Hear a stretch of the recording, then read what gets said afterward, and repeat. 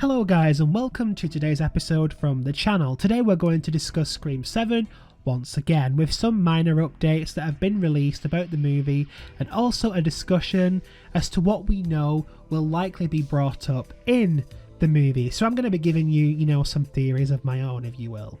If you're unaware or you've been living under a rock for a few days, it was announced that Neve Campbell and Kevin Williamson are returning to the Scream franchise for Scream 7. Since then, there's been an interesting reaction from fans. On one hand, we have the fans who are beyond happy about this and wanted to see this happen for some time, Neve and Kevin back, in kind of like a driving seat for the movie.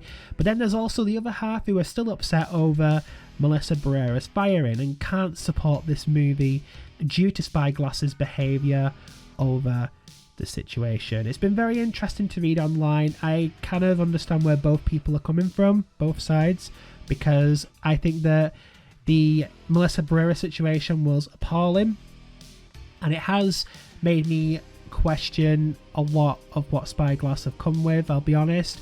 And I do think that this situation with Neve Campbell was very much a damage control situation, even making her announce it. I think that they've been cowards over that. I think that they should have announced it themselves.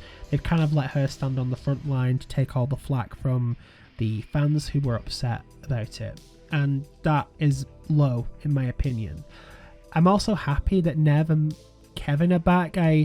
I've wanted that for some time, but it's very conflicted. But I'm not here to, give you my full thoughts on all this. I just want to report what I'm reading.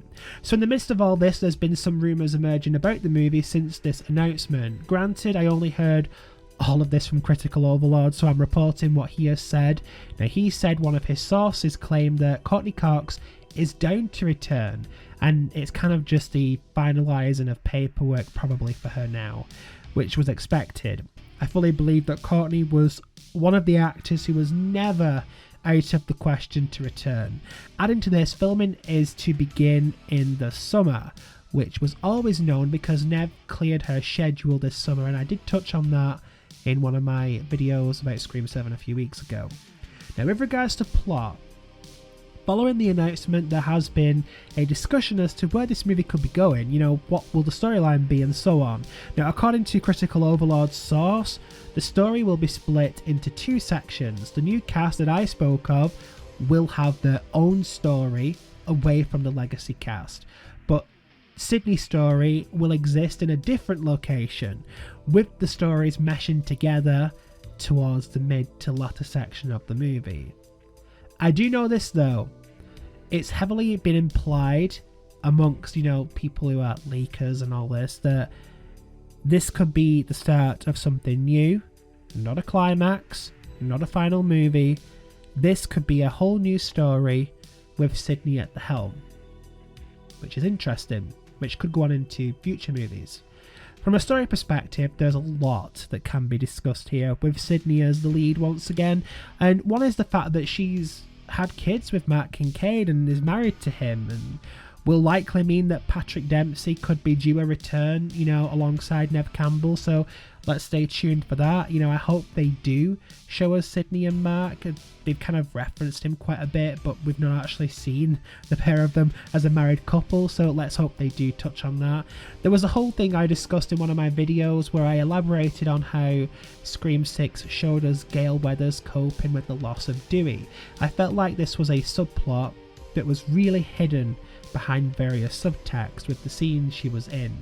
But I'd like to see that explored and possibly more in contrast with Sydney, because Sydney also lost Dewey, so it's going to be interesting to see if they can explore that.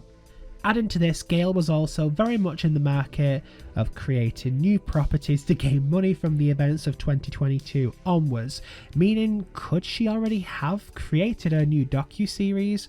Could it be in the works, or did her near-death experience in 6 cause Gale to really reconnect with her conscience?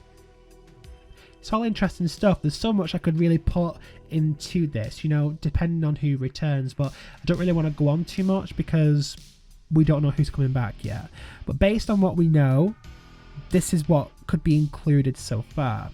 But what do you want to see happen in Scream 7? Tell me your full plot details below. You know, remember, Sydney is the lead again. It's all about her. Tell me what you think will happen. If you want to stay updated for more Scream news and content, be sure to hit that subscribe button and sign up for notifications so you don't miss anything. If you've made it this far, drop a like on the video and I'll see you in the next video.